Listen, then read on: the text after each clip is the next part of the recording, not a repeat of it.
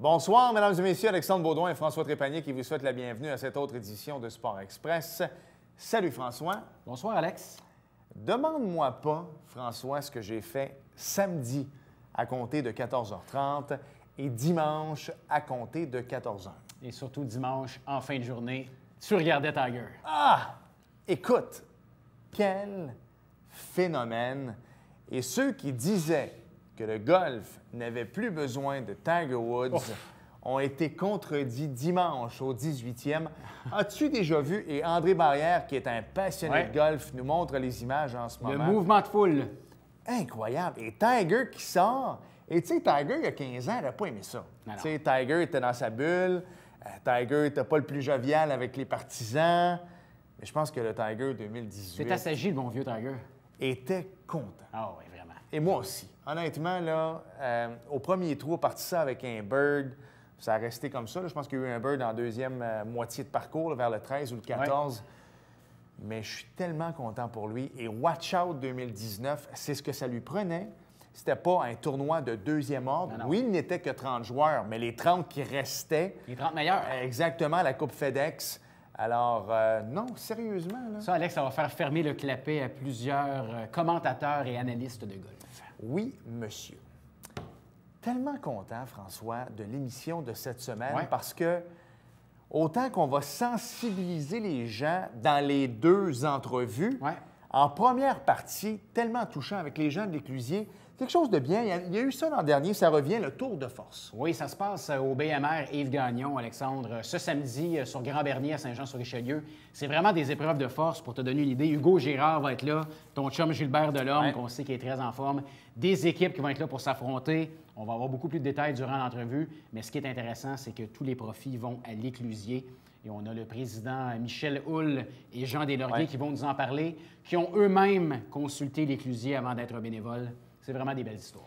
Tu sais, moi, je gravite dans Saint-Jean-sur-Richelieu. Écoute, j'ai 40 ans. Depuis 21 ans maintenant, depuis que j'ai 19 ans dans le domaine des médias ici, que ce soit à la radio ou maintenant ici à la télévision du Richelieu, j'entendais parler de l'Éclusier, mais je n'étais jamais capable de mettre le doigt dessus. Tu sais, qu'est-ce que ça sert? Qu'est-ce que ça mange en hiver? Et depuis 2 ans, ces gens-là m'ont sensibilisé. Tu sais, les maladies mentales, on le dit pendant l'entrevue, c'était tellement péjoratif, les gens ne voulaient pas en parler, de dépression. Tout à fait. Mais aujourd'hui, il faut en parler. On sait que c'est une maladie, qu'on peut travailler ça. Tu n'es pas fou, en fait. Non. Et ces gens-là, et on le sent, l'émotion de Michel et Jean, là, wow, wow, wow. Et en deuxième partie... Encore wow. Encore wow. Et, chers politiciens, je le sais que quand vous aviez 17 ans, vous étiez probablement pareil comme Alexandrine Coursol. Et il s'est passé quelque chose à un moment donné qui fait qui vous êtes maintenant. N'oubliez jamais, revenez à l'essentiel de quand vous aviez 17 ans. Quelle belle entrevue. Regardez bien cette entrevue en deuxième partie d'émission avec Alexandrine Coursol, qui est une jeune triathlète de 17 ans, qui est ici également pour parler du mouvement « Je dépasse en sécurité ». Elle va tout vous expliquer c'est quoi. Futur entrepreneur, déjà jeune entrepreneur, on ne se le cachera pas, ça va donner tout un show. Et elle vend ses gilets. On ne dit pas le prix dans l'entrevue, c'est 85 $. Et pourquoi on le sait? Parce que la télévision du Richelieu a encouragé Alexandrine et vous allez voir le beau chandail dans notre magnifique décor pour les années à venir. Bravo, beau geste de la télévision et de Richard en particulier. François, on s'arrête 5 secondes et au retour, première partie de l'entrevue. Michel et Jean. On parle de tour de force et la gang de l'Éclusier, Michel et Jean.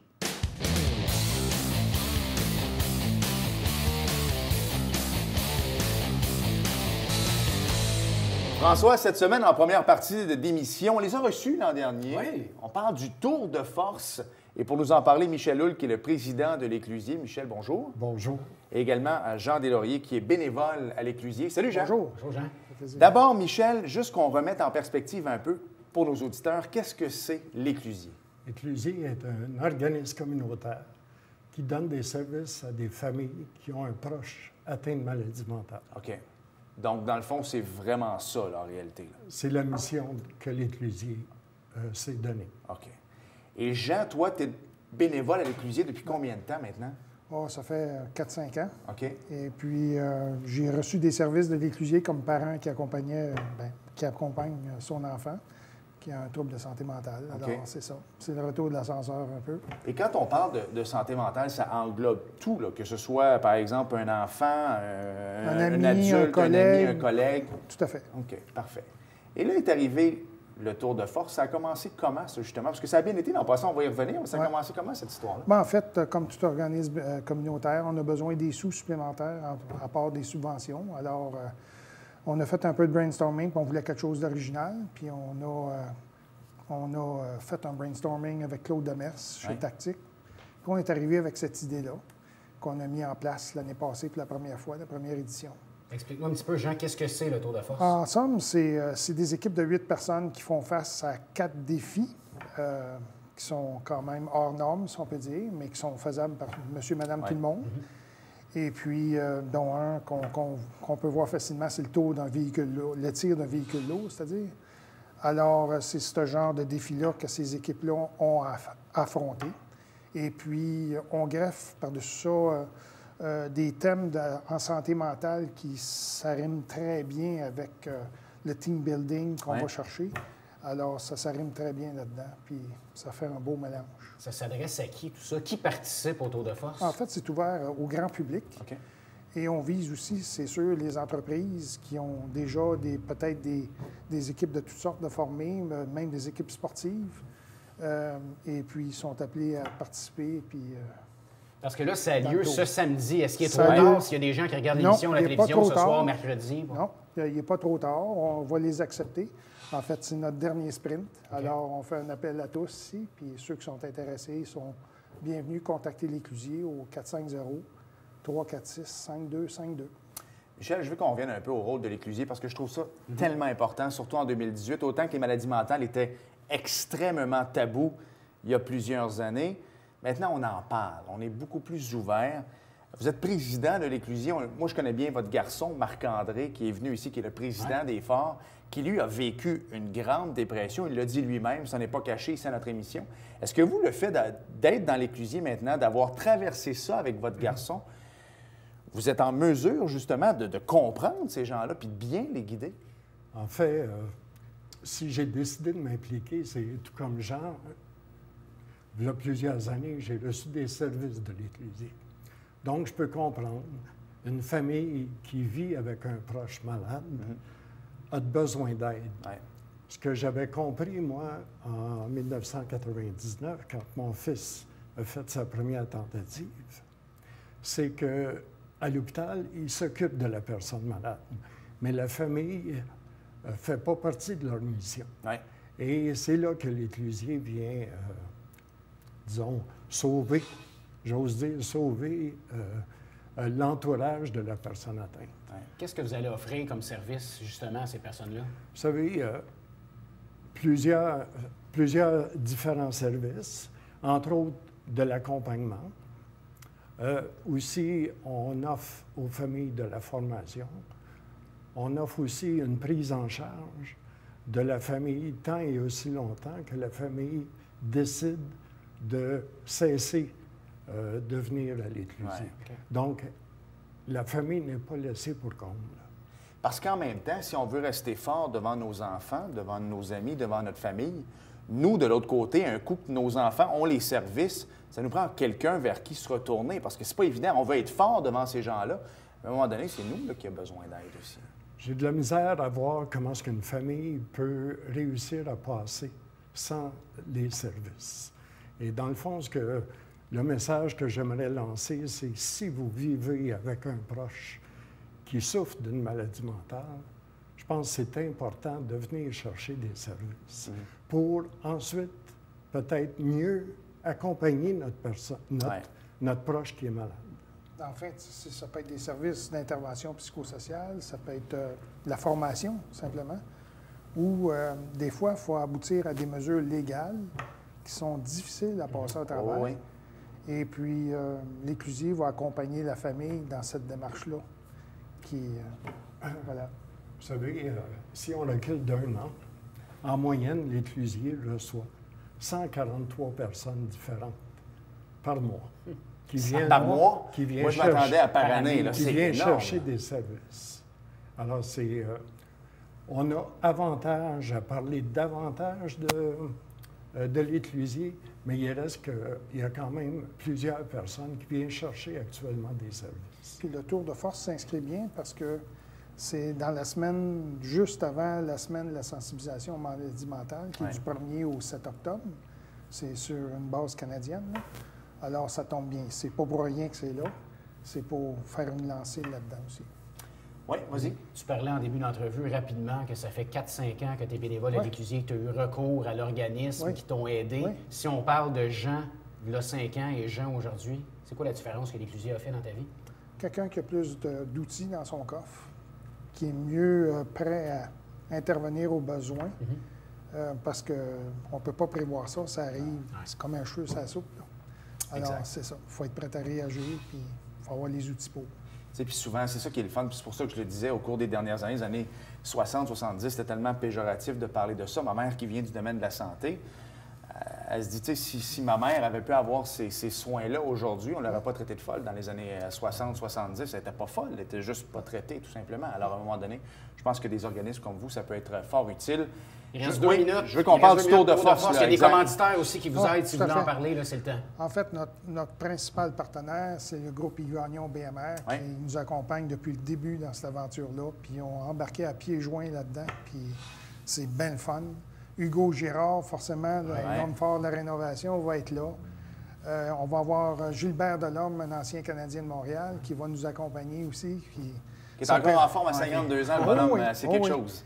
Oui, il a participé même à certaines épreuves l'année passée. Des commanditaires, dans un ordre aléatoire, on a les Forts de Chambly qui participent. Monsieur Delas, Soleno, Baillargeon, quelques députés et hommes, personnages politiques, Jean Rio, Mme Sanson, Dave Turcotte ont contribué financièrement. La compagnie LDB de Chambly, Rheinmetall, Kinatex, les Fenêtres Saran, Corporation du Fort Saint-Jean. Et la Belgo Mobile va être là pour la poutine, tour de force.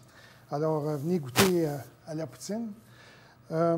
Alors, c'est ça. Puis à date, on a 6 équipes, puis il y en a d'autres dans le collimateur. Alors, on invite la population à venir en grand nombre. C'est entre 10h et 3h à peu près de l'après-midi, samedi. Au BMR Yves Gagnon, sur Grand-Bernier. Sur leur terrain de stationnement, oui. C'est un rendez-vous.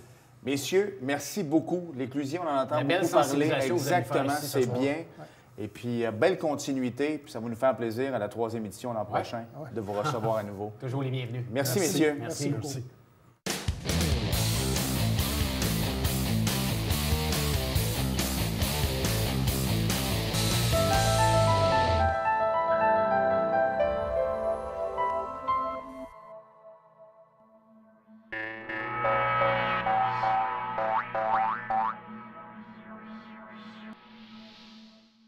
Nous cumulons plus de 250 années d'expérience à vous informer. Nous adhérons au guide de déontologie journalistique du Conseil de presse du Québec. Nous sommes le Canada français, Boom 104.1 et la télévision du Richelieu, vos médias de confiance. Restez informés avec nous.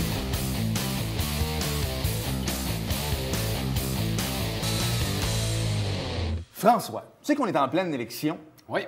Et on trouve que les jeunes ne s'impliquent pas beaucoup, mais là, ça va être complètement le contraire. Comme dirait François Legault, aïe, aïe, aïe, c'est notre invité de ce soir. Oui, c'est ça. Et ça va être un 10 minutes qui va bouger, pas à peu près. Écoute, la belle jeunesse, 17 ans, Alexandrine Coursol est avec nous. Salut. Bonjour. Salut, Alexandrine. Écoute, d'abord, triathlète junior. Tu viens de rentrer au cégep, c'est ce que tu nous disais. Tout à fait. Et tu es également l'instigatrice, et là, c'est important, François, du mouvement Je dépasse en sécurité. Écoute, on voit des images à l'écran de ton magnifique gilet de vélo. Ça a commencé comment, cette idée-là? C'est parti l'été passé. Je me suis fait dépasser de façon très inappropriée par un 12 roues sur le boulevard Saint-Luc qui ne s'est pas tassé d'1 millimètre. J'ai eu beaucoup peur et là, je me suis dit, mon Dieu, je ne suis pas la seule cycliste qui est dans cette situation et moi, j'ai besoin de m'entraîner sur les routes pour pouvoir performer dans mon sport. Donc, tu sais, c'est un besoin puis je ne peux pas dire, je vais aller faire de la piste cyclable parce qu'encore là, je suis un danger pour monsieur, madame, tout le monde qui fait du rollerblade, maman poussette, le couple qui promène le chien. Donc, les cyclistes de route n'ont pas leur place ni sur les pistes cyclables, ni sur leur route. Fait que de cette optique-là, je suis partie puis je me suis dit, il faudrait vraiment que la société soit beaucoup plus sensibilisée face au règlement du 1,5 m sans changer complètement leur façon de faire, mais juste qu'ils soient vraiment plus sensibilisés puis qu'on promouvoie le 1,5 m. Comment on peut faire ça? Parce que là, j'entends les gens à la maison, boulevard Saint-Luc, tout le monde est capable de visualiser. Ce n'est pas l'endroit idéal, des fois, pour avoir une belle synergie entre l'automobiliste et le cycliste. Et là, pour les gens qui disent « Ah, je suis convaincu qu'il était au milieu de la rue », comment ça fonctionne? Comment on voit ça, le 1,5 m? C'est quoi que tu pourrais donner comme peut-être indication exemple de comment bien se positionner sur la route? Sur le chandail, on a vraiment essayé de démontrer qu'est-ce qu'était le 1,5 m. Donc, on a calculé que la distance entre l'automobiliste et sa portière de droite, c'est 1 mètre. Donc, vous pouvez vous dire que la distance que tu vois entre ta portière de droite et le cycliste doit être environ le double de la distance que tu vois. Donc, il y a aussi ça. Il y a aussi, c'est certain que tu dois toucher et même aller dans l'autre voie quand c'est une voie à contresens de la ligne orange. Donc, là-dessus aussi, une route, c'est environ 3,5 mètres. Donc, le 1,5 m, c'est vraiment, il faut que tu ailles au minimum les roues de gauche dans l'autre voie. Et le règlement est conçu disant que tu as le droit de dépasser un cycliste puis d'aller dans la voie contraire sans avoir de pénalité ou d'être hors la loi. Je comprends, ton projet est un projet de sensibilisation pour sensibiliser justement les automobilistes, les cyclistes. Tu nous as parlé sur le boulevard Saint-Luc, tu as failli te faire, si tu me permets le terme, ramasser par un 12 roues, ce qui n'aurait pas été drôle. Mais si tu regardes aujourd'hui, si on y va en pourcentage, est-ce que les automobilistes sont quand même assez respectueux des cyclistes? Je comprends qu'il y a une amélioration à faire, mais est-ce que ça t'arrive à chaque fois que tu sors pour une randonnée à vélo que tu as peur? Depuis 3 ans, il y a beaucoup plus d'automobilistes qui respectent le 1,5 m, ce qui est extrêmement bien. Puis c'est vraiment, tu sais, on ne peut pas changer une mentalité de société en claquant des dents, en claquant des doigts et en disant, bon, OK, tout le monde va adopter le 1,5 m. Mais c'est vrai que depuis 2 ou 3 ans, les automobilistes respectent beaucoup plus le 1,5 m. Dans cette optique-là, on y va encore là-dessus, mais c'est aussi au niveau des gouvernements à adapter les routes pour que les cyclistes soient aussi en sécurité. C'est pas large. On s'entend qu'il n'y a pas grand place à droite. Là, moi, en tant qu'automobiliste, écoute, je suis zéro cycliste, là, on va se le dire, mais en tant qu'automobiliste, des fois, je vous comprends de rouler dans notre voie parce qu'à droite, c'est complètement de la gravelle. Tu fais du triathlon, donc c'est pas du vélo de montagne que tu fais non plus, donc tu peux pas rouler là. C'est pas évident. Bien, tout à fait. Donc, c'est ça. Donc, quand ils refont des routes de campagne, pourquoi ils ne rajoutent pas juste un petit 0,5 m, tout simplement pour laisser une place aux cyclistes? De plus, c'est quand on roule sur la ligne blanche ou quand il y a des cyclistes qui vont aller rouler dans le milieu de la rue, c'est à cause que quand les automobilistes dépassent à contresens puis ils voient une auto arriver, puis là, le cycliste est vraiment le plus sur la ligne blanche possible, bien, il va se dire « Ah, j'ai de l'espace pour passer ». Mais là, ça va être que le cycliste va être très coincé entre les deux automobilistes qui se croisent et le cycliste. Ouais. Donc, c'est vraiment, ça devient dangereux. Puis, ce qu'on ne réalise pas, c'est que quand tu t'en vas faire du vélo, c'est que tu mets ta vie en danger quasiment. Et les vélos de route, ils ont une petite largeur de roue. Donc, à la limite, quand tu pognes une roche, bien, si tu tombes, c'est l'automobiliste qui te passe sa tête. C'est ça qu'il faut que... C'est cette mentalité-là qu'il faut adopter quand on dépasse un cycliste, qu'on se dit « Mon Dieu, est-ce que je mets sa vie en danger? Est-ce qu'une vie vaut plus que 15 secondes? » C'est rendu là qu'on est. Exact. Il n'y a pas des endroits dans la région, je sais que toi, tu habites ici. Tu sais, comme moi, j'habite sur la rive sud de Montréal, à Saint-Bruno. Si je veux aller même si le circuit G-Villeneuve, malheureusement, n'est pas toujours disponible en été, mais je peux aller là, pratiquer mon sport. Mais toi, dans la région, il n'y a pas grand place à part les routes, hein? Tout à fait, c'est ça. Comme je vous ai dit, les pistes cyclables, c'est des circuits routiers obligatoirement. Oui, exactement. Puis c'est vraiment les circuits routiers. Il y a Venise en Québec qui ont fait beaucoup d'avancements au niveau des accotements, ce qui est très bien. Puis ça serait, tu sais, c'est inspirant pour les autres municipalités. Puis c'est vers là qu'il faudrait se tourner. Surtout avec les belles chaleurs qu'on a cette année, il y a encore plus de personnes qui se mettent au vélo de route. Donc, la demande est là. Donc, il faut juste un peu de mouvement de la société pour faire avancer les choses. Tu parlais en début d'entrevue, on est en période d'élection. Est-ce que justement, tu les as interpellés, les politiciens, les maires? Est-ce que tu as pu aller faire un petit peu de représentation? Donc, c'est ça. Là, j'ai parti le projet en mars l'an passé. Je suis allée vraiment plus avec monsieur, madame, tout le monde pour solliciter à ce qu'ils achètent un chandail pour que quand tu achètes un chandail, tu deviens ambassadeur du partage de la route. Et là, c'est vraiment vers là qu'on se tourne, aller solliciter les maires, aller solliciter les comtés de municipalité. Puis aller aussi solliciter les entreprises parce que c'est vraiment, eux, ils ont une grosse influence au niveau de la société. Donc, encore là, c'est ça que je fais, c'est qu'on va solliciter des entreprises, savoir s'ils veulent s'affilier avec le mouvement Je dépasse. Puis par la suite, on va aller voir les maires, on va aller leur dire, il y a telle route qui pourrait avoir un meilleur accotement, telle route que la demande est là, les cyclistes sont là, donc pourquoi ne pas les faire? Là, on va parler de ta carrière d'athlète, mais juste avant, là, s'il y a quelqu'un qui nous regarde à la maison, qui regarde sur Internet et qui me dit hey, « mais moi, j'aimerais ça l'encourager, j'en veux un chandail », comment ça fonctionne? Oui. Donc là, on est en train de travailler sur le site Web. Dans, je vous dirais, 1 à 2 semaines, le site Web va être sorti, ça va être jedépasse.ca. Donc, vous irez voir ça. Sinon, il y a encore les médias sociaux. Sur Instagram, c'est Je dépasse. Et sur Facebook, Je dépasse en sécurité. Donc, encore là, on peut aller s'abonner. Toutes les informations vont suivre dans les prochaines semaines sur le site Web. Parfait. Wow!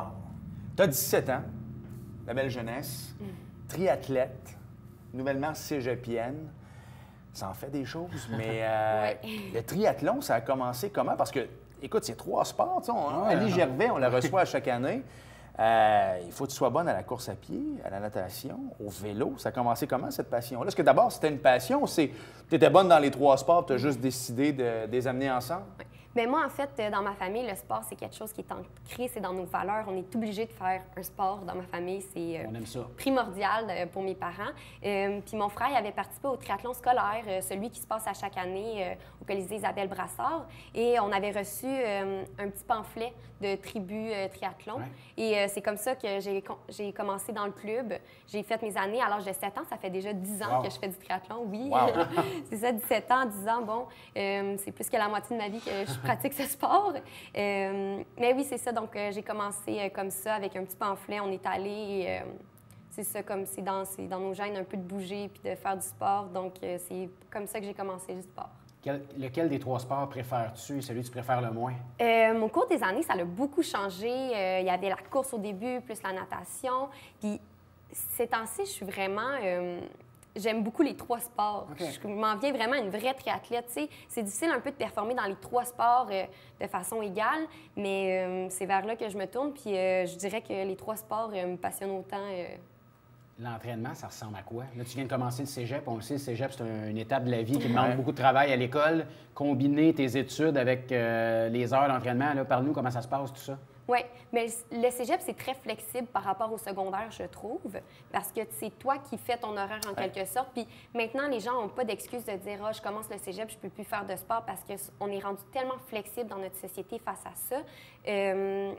Puis je combine ça très bien. Là, j'ai beaucoup plus d'écoles le matin et l'après-midi, c'est des 2 pratiques d'entraînement. Donc, une natation de 2 heures avec une course à pied, dépendamment des jours, de 2 à 1 heure. Et par la suite, on rentre un petit vélo une fois de temps en temps. Un petit vélo. Ben, c'est ça. Rien de 1 kilomètre. Tu rentres au cégep, tu as 17 ans. Tu étudies en sciences... Sciences humaines, administration. Qu'est-ce que l'avenir te réserve? Qu'est-ce que tu as envie de faire de ta vie, en fait? Bon, bien déjà avec un petit projet... C'est pas un petit projet, là. Je trouve ça quand même gros. Oui, mais on commence, ça va être petit, puis on va voir où que la vie va nous mener. Mais tout ce qui est entrepreneuriat, le marketing, tout ça, ça me passionne. J'aime vraiment ça, les médias, les Instagram, maintenant, l'ampleur et l'envergure que ça prend au niveau de toutes les compagnies. Donc, tout ça, c'est vraiment... Influenceur. Pas rendu là encore, mais tout ce qui est dans ces cordes-là, le marketing, ça m'intéresse beaucoup. Wow! Qu'est-ce qu'on peut te souhaiter pour les prochaines années? On peut me souhaiter du succès, bien sûr. Puis c'est ça, moi, je dirais le succès dans tout ce que tu entreprends. Ça veut dire succès dans la vie, succès dans le mouvement qui va peut-être devenir une petite entreprise un jour, on ne le sait pas. Mais qui on peut remercier? Qui les vend, ces chandails-là? Qui t'encourage? Donc, présentement, j'ai Vélozonde, Sport Expert Saint-Jean, la clinique Daniel Godin à la Prairie d'orthodontiste. J'ai Boutique Courir aussi qui est en train de... en processus. Et j'ai Formica aussi, qui est un très grand représentant et partenaire pour moi depuis... Il m'encourage autant dans mon sport qu'autant dans mon projet. Donc, à ce niveau-là, c'est ça, c'est vraiment les partenaires. Puis SS Lacasse, avec qui je collabore pour faire les chandails, aussi, qui prend beaucoup plus d'envergure au niveau québécois. Donc, c'est ça. Ouais, vas-y, non, mais rapidement, il reste 30 secondes. Je voulais savoir, y a-t-il des compétitions qui s'en viennent? Bien, là, la saison achève, mais pour l'an prochain, est-ce qu'il y a des compétitions La saison vient de finir. Il y a Sarasota en mars. Puis par la suite, ça va être essayer de faire des compétitions beaucoup plus à l'international, puis représenter le Québec et le Canada fièrement dans les championnats canadiens puis championnats du monde, on l'espère. Merveilleux. Bien, merci beaucoup d'être venu nous voir. Moi, j'ai deux petites filles grandissent, là, une qui va avoir 10, l'autre qui a 7. Puis si elles peuvent suivre tes traces, ça va être extraordinaire. Tu sais, ça prend toujours... Un bel exemple. Des exemples. T'es un bel exemple. Bravo, puis belle continuité. C'est ce que j'essaie de faire. Merci. Merci beaucoup.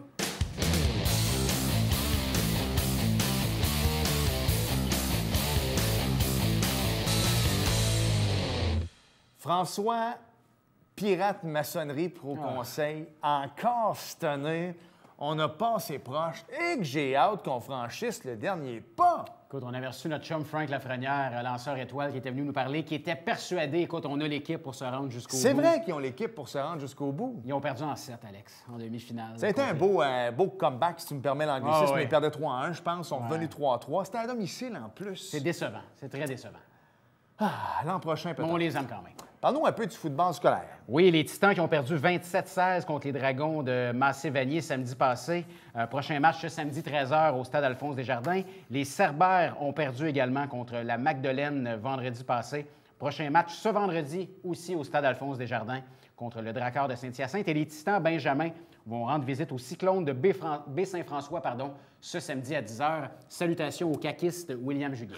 Oui, c'est fait son vote. Lui, ouais, il l'a mis partout. C'est fait. Hey, François, il y a une équipe qu'on a reçue la semaine dernière qui était à 500, 2 victoires, 2 défaites, qui sont maintenant au-dessus de 500, 3 victoires, 2 défaites. Belle victoire des Géants. Oui, je pensais que tu me parlais des patchs. Et là, non, ils n'ont pas gagné. Non, faites-en pas. Belle victoire des Géants contre André Grasset. On a reçu Alex Surprenant qui était quand même confiant. Puis aller chercher une grosse victoire contre Grasset, c'est très apprécié pour la troupe de Coach Soup. Tu l'as dit, tes Pats sont perdus, mes Dolphins ont gagné. Ouais, donc, présentation NASCAR, dimanche dernier de la deuxième des 3 courses de la ronde des 16 de la Chase, la Federated Auto Parts sur le circuit de Oval de Richmond Raceway. Tout comme Brad Keselowski la semaine dernière, Kyle Busch s'est lui aussi assuré d'une place pour la ronde suivante en remportant cette course. Kevin Harvick, Martin Truex Jr., Chase Elliott, Aric Almirola, bien connu dans sa famille, ont complété le top 5. Martin Truex Jr. a remporté les 2 premières étapes. Kyle Busch, Keselowski, Truex Jr., Harvick et Logano. Complète. Allez, elle est là, tu vas la voir. Voilà, François. Merci. Merci, Alex. Merci à vous d'avoir été là. Et on se reparle la semaine prochaine. Salut. Bye bye.